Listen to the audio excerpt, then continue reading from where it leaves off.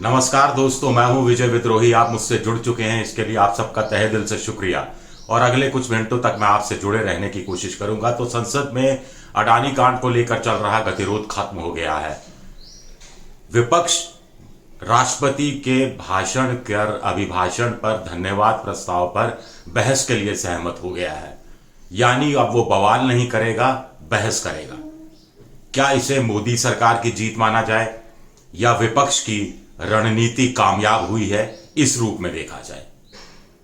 पहले मोदी सरकार की बात कर लेते हैं। मोदी सरकार को बड़ी राहत मिली है कि अब वो जेपीसी की मांग तो विपक्ष करता रहेगा, लेकिन बीजेपी पर दबाव नहीं होगा।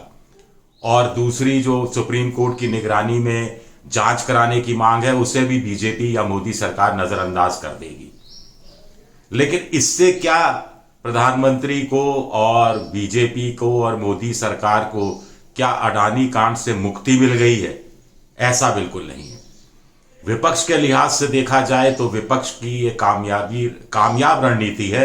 मुझे ऐसा लगता है ये रणनीति कामयाब इसलिए है क्योंकि विपक्ष वैसे ही थोड़ा सा दो फाड़ होने लगा था। एक धड़ा चाहता था कि राष्ट्रपति के अभिभाषण पर धन्यवाद प्रस्ताव पर बहस के दौरान अडानी के मुद्दे पर मोदी को घेरा जाए, मोदी पर व्यक्तिगत आरोप भी लगाए जाएं, उनको खाऊंगा ना खाने दूंगा वाले नारा उनका गलत है, ये साबित करने की कोशिश की जाए और इस तरह से घेरेबंदी की कोशिश की जाए। क्योंकि जेपीसी की मांग या सुप्रीम कोर्ट की निगरानी में जांच की मांग तो बीजेपी सरकार, मोदी सरकार वैसे भी मानने वाली नहीं थी।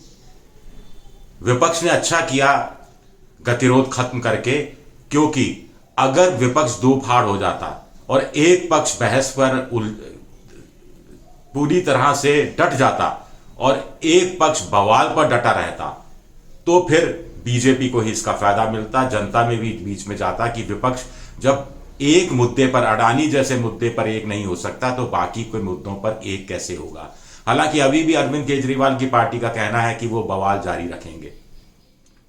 तीसरी बात यह है कि अब जो बहस होगी धन्यवाद प्रस्ताव पर, वो 12 घंटे की आमतौर पर बहस होती है और इसमें से 3 घंटे मिलेंगे बीजेपी और उनके साथियों को और 9 घंटे मिलेंगे विपक्ष को। तो 3 गुना ज्यादा हमले कर सकता है विपक्ष।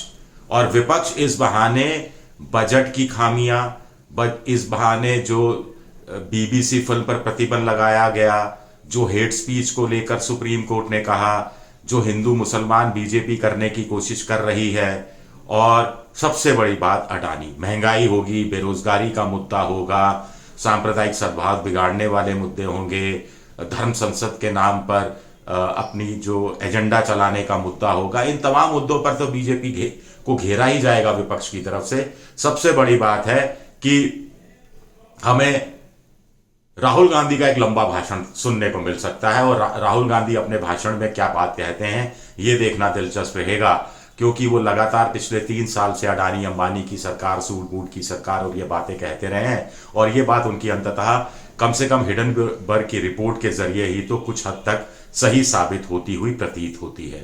तो विपक्ष ने कुल मिलाकर मुझे लगता है समझदारी से काम लिया है। और अब होगा क्या?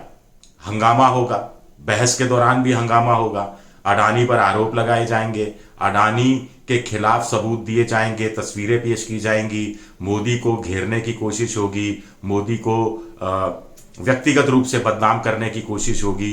बीजेपी के जो सदस्य हैं वो उल्टा कांग्रेस पर आरोप लगाएंगे कि उनकी राज्य सरकारों के दौरान भी अडानी जी का बहुत भला किया गया, तो सिर्फ हमें ही क्यों दोष दे रहे हो। लेकिन जब प्रधानमंत्री जवाब देंगे बहस का, तो क्या वो अडानी का उल्लेख करेंगे? अगर अडानी का उल्लेख करते हैं तो उन्हें कुछ बोलना होगा और ये विपक्ष की जीत होगी अगर कुछ भी बोल जाते हैं वो। और सबसे बड़ी बात है कि अगर वो कुछ बोलेंगे तो क्लीन चिट तो देने वाले नहीं, कुछ जांच वाली ही बात कुछ होगी। दूसरा, अगर वो कुछ नहीं बोलेंगे, खामोश रहेंगे, तो विपक्ष इसको एक पॉलिटिकल पॉइंट स्कोर करेगी कि देखिए हम 9 घंटे की बहस के दौरान जो भी जितना भी समय विपक्ष को मिलेगा, लोग कह रहे हैं 9 घंटे के आसपास, तो हम इस बहस के दौरान लगातार अडानी पर हमले करते रहे, सभी पॉलिटिकल पार्टियां विपक्ष की मिलकर अडानी पर हमले करती रही, हम सबूत पेश करते रहे, हम तथ्य पेश करते रहे, हम हिडनबर्ग रिपोर्ट की जांच कराने की मांग करते रहे, आखिर सवाल उठाते रहे कि आखिर ये सरकार जांच कराने से क्यों डर रही है, सरकार क्या छुपा रही है, सरकार क्या पर्दादारी कर रही है। लेकिन देखिए प्रधानमंत्री जी हर विषय पर बोलते हैं, दुनिया के हर विषय पर ट्वीट करते हैं, लेकिन इतना बड़ा विषय इस पर प्रधानमंत्री खामोश हैं, कुछ बोले ही नहीं अपने भाषण में, जवाब में, धन्यवाद प्रस्ताव के जवाब में। तो ऐसे कहकर वो घेराबंदी कर सकते हैं और जनता के बीच में एक पॉलिटिकल पॉइंट स्कोर करने की कोशिश कर सकते हैं। शुक्रिया। अगर मेरा ये वीडियो पसंद आए तो सब्सक्राइब कीजिए, शेयर कीजिए और ये घंटी जैसी आकृति दबा दीजिए, बेल आइकन, ताकि कोई नया वीडियो आए तो आपको तत्काल जानकारी हो जाए। @विद्रोही7 मेरा ट्विटर हैंडल है और फेसबुक पर मेरा पेज है विजय विद्रोही पेज, जिस पर आप मुझे सुझाव दे सकते हैं। शुक्रिया, फॉलो कर सकते हैं। शुक्रिया।